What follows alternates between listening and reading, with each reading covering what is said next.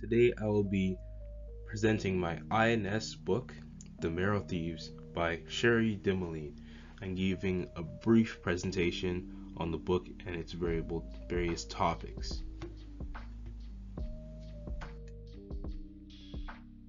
Firstly, I'll be going through Sherry Dimeline herself, then I will go into a summary of the book,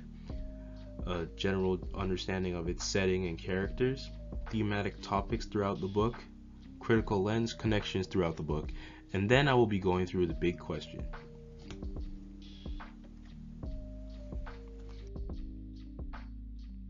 First of all, let us talk about Sherry Dimeline. Sherry Dimeline is a Métis author and editor who has been around for a decent amount of time. She has a good amount of books, and they have also been regarded as some of the best young adult literature of the current generation. The Marrow Thieves was seen as one of the best young adult books of all time and given an award for being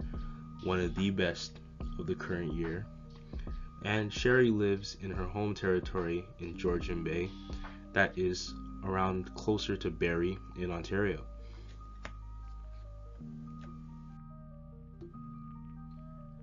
The Marrow Thieves follow Frenchie, a Métis living in Canada in the future where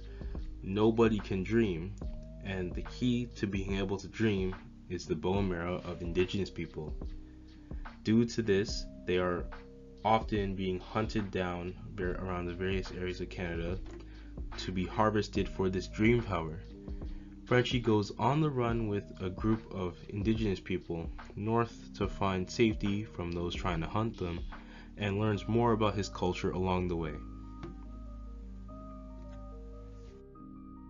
Prominent characters throughout the story include Frenchie, our 16-year-old main character, Shy Boy, a 17-year-old from the Cree lands, Tree and Ziguan, who are 12 and covered in scars, Slopper, a 9-year-old, Wab, an 18-year-old, Riri, a 7-year-old, Rose, who's around Frenchie's age, Mig, a man who knew Frenchie's father and has met him in the past, and Minerva, an elderly Indigenous woman. The story takes place in the North American wilderness, north of Toronto, as they continue to venture north in Canada and find a promised land which they have been searching for safety from the rest of the hunters and recruiters.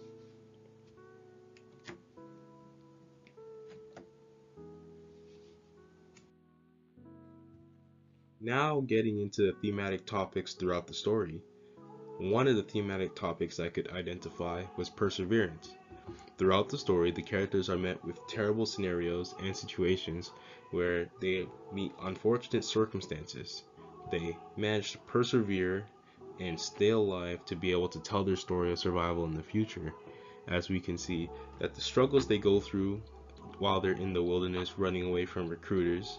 and even going through loss and death of those close to them, and despite this they will continue to persevere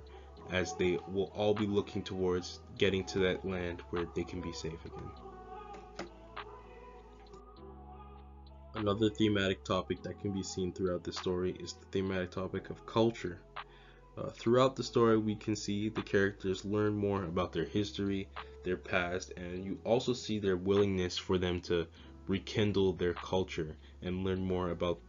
the history of the Indigenous people. As the characters travel with their elders who remember the older ways, the eagerness to learn more about their culture can be seen by the younger generations through the stories that they learn and wanting to learn more about themselves and their culture. Even a perfect example is in the earlier chapters where they are eager to listen to the stories that the Indigenous people have, and you can see how that ties into it.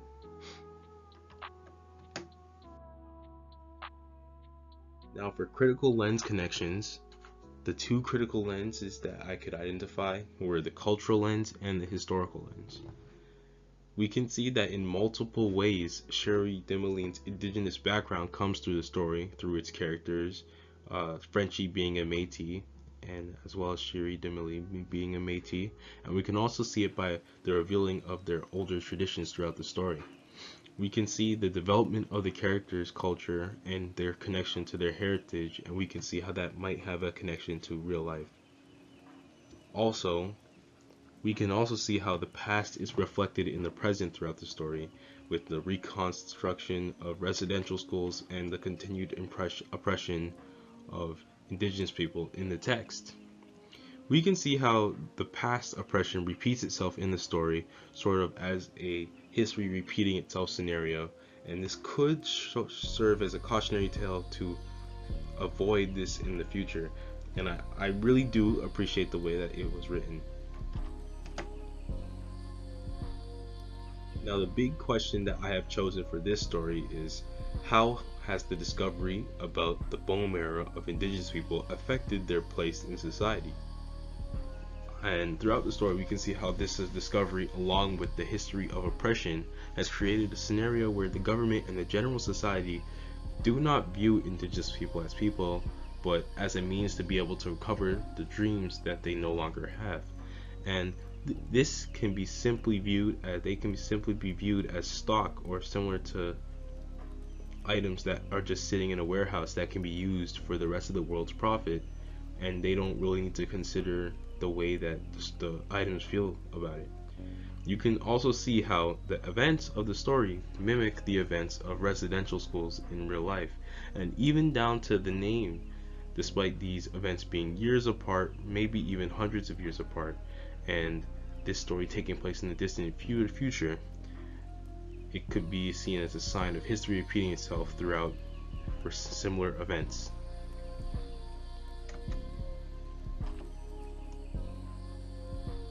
This is even further presented when we find out about the fact of hunters who will hunt down indigenous people, them being indigenous people themselves,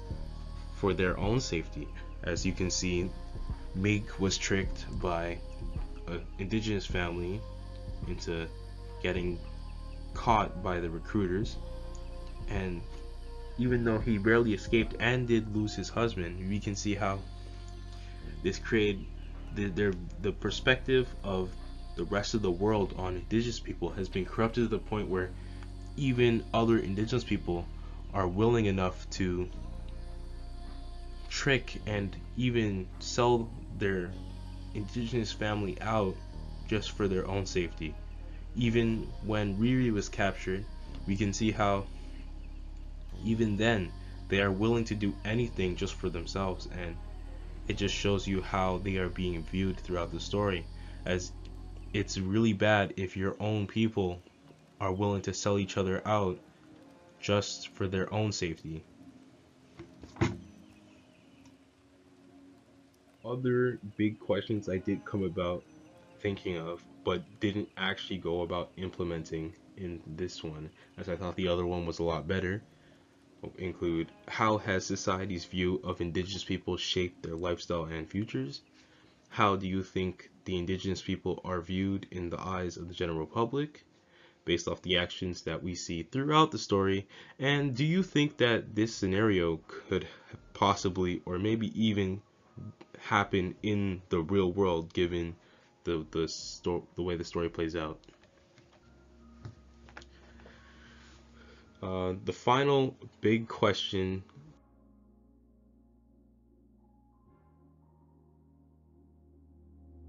that were posed were: what else do you consider when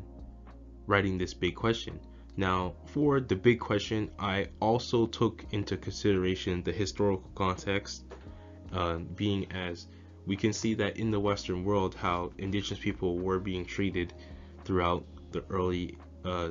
1800s, and we can see, and even the 1700s, even when the first settlers got in, we can see how at the various times where the indigenous community was taken advantage of or taken really over from time and time, and we can see how the government played key roles in allowing the oppression to continue. Whatever questions about this are asked, we can see that there are not always answers freely open to us. Finally, what supporting evidence from the text was used to answer your big question? Using historical context as well as the various looks into the residential school system and treatment of indigenous people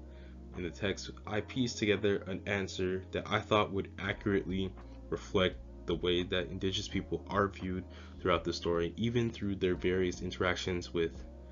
other indigenous people.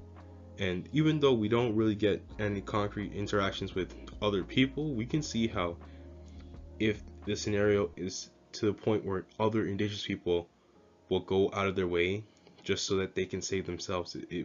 creating a very dire situation where now you just don't have to watch out for recruiters, you have to watch out for fake indigenous people or hunters that are looking to bring you in as well.